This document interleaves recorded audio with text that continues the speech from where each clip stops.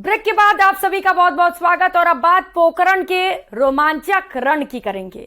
पश्चिमी राजस्थान के पोखरण विधानसभा सीट पर इस बार चुनावी टक्कर दिलचस्प होने वाला है, क्योंकि ऐसी पूरी संभावना है कि इस सीट पर दो धर्मगुरुओं के बीच फिर से कांटे की टक्कर हो सकती है। क्योंकि बीजेपी ने एक बार फिर से तारातरा मठ के प्रमुख प्रतापपुरी पर भरोसा जताया है, तो वहीं ऐसे कयास भी लग रहे हैं कि कांग्रेस भी मंत्री शाले मोहम्मद पर दांव खेल सकती है।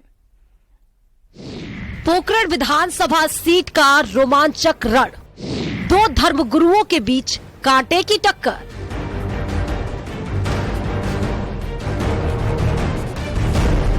साल 2008 में परिसीमन के बाद बनी पोखरण विधानसभा सीट पर यह चौथा विधानसभा चुनाव होने वाला है।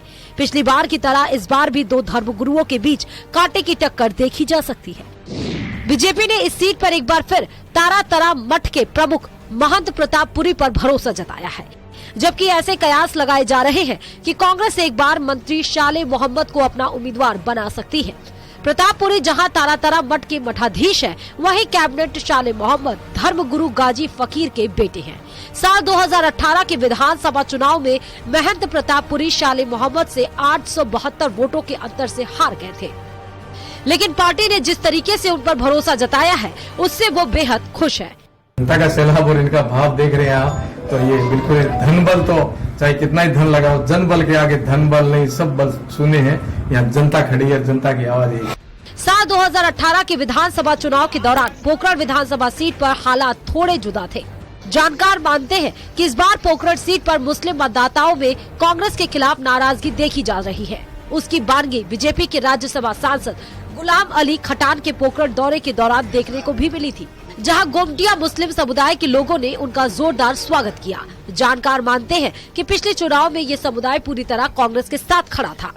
पोखरण का अल्पसंख्यक समाज पूरे देश के अल्पसंख्यक को और बहुत सबको ये मैसेज देगा कि दुनिया की सबसे बड़ी जो ऑर्गेनाइजेशन है भारतीय जनता पार्टी, वो सभी समाज की है, सबकी रिप्रेजेंटेशन इसमें है और सबको डेवलप करना, उसको देश की तरक्की का हिस्सा बनाना, ये उसका मिशन और विजन है।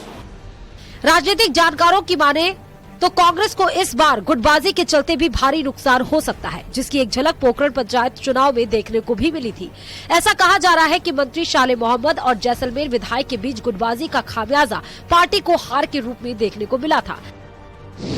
वहीं इसका फायदा बीजेपी को जैसलमेर जिला प्रमुख पंचायत समिति सांकड़ा और पोखरण नगरपालिका सीट पर जीत के तौर पर मिला। 25 नवंबर से पहले बीजेपी सीरियस मोड में पोखरण में जीत की जमीन तैयार कर रही है। एक तरफ राष्ट्रीय स्तर के बड़े मुस्लिम चेहरों को भेजा जा रहा है, तो दूसरी तरफ हिंदू मतदाताओं के वोट साधने के लिए महंत प्रतापपुरी को उम्मीदवार बनाया गया है। अब 3 दिसंबर को नतीजों के बाद ये देखने को मिलेगा कि इस सीट पर इतिहास दोहराया जाएगा या फिर इतिहास बनेगा। न्यूज़ 18 राजस्थान के लिए जैसलमेर से सावलदान रत्नू की रिपोर्ट।